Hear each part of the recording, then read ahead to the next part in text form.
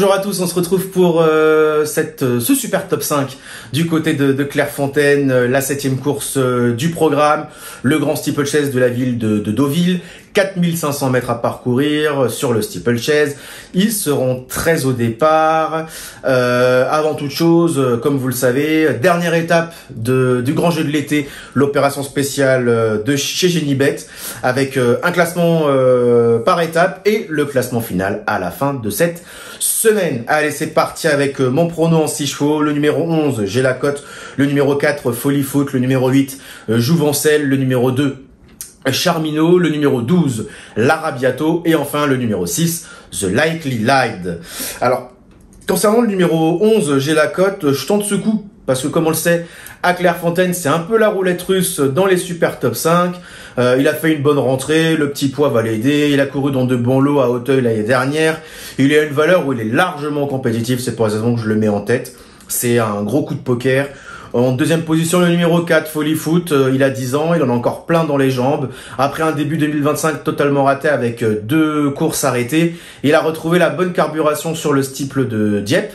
Dernièrement, il a couru de première en faisant jeu égal avec des chevaux de très bonne facture, pas loin des valeurs 60. Donc avec ce qu'il a montré les 2 dernières fois, attention, je pense qu'il a le potentiel et la forme pour entrer dans la bonne combinaison de ce super top 5.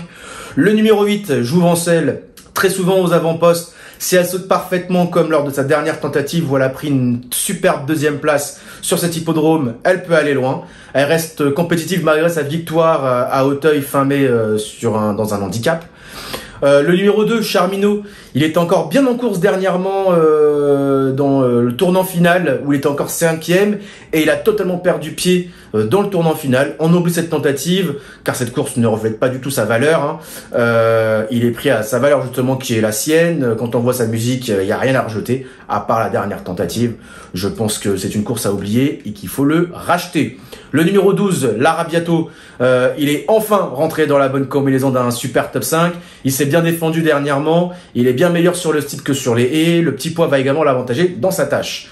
Et enfin, le numéro 6, The Likely Lad.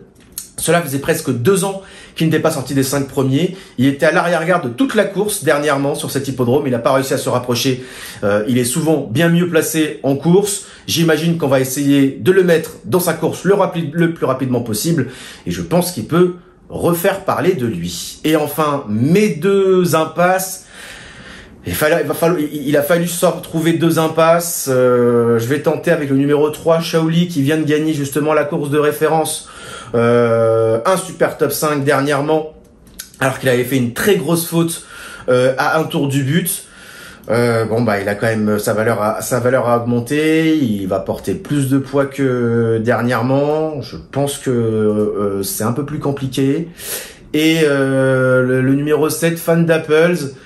Même si dernièrement, il a pris une 5e place justement dans cette course de référence. Mais voilà, il a pris la 5e place d'un rien. Il s'est bien accroché quand même pour garder cette place-là. Mais je pense qu'il y a des chevaux qui n'ont pas fait leur valeur ce jour-là. Et s'ils font leur valeur ce mercredi, je suis pas certain qu'ils soient dans la bonne combinaison de cette épreuve. Voilà, vous avez tout concernant mon prono pour ce super top 5 du côté de Clairefontaine-Deauville.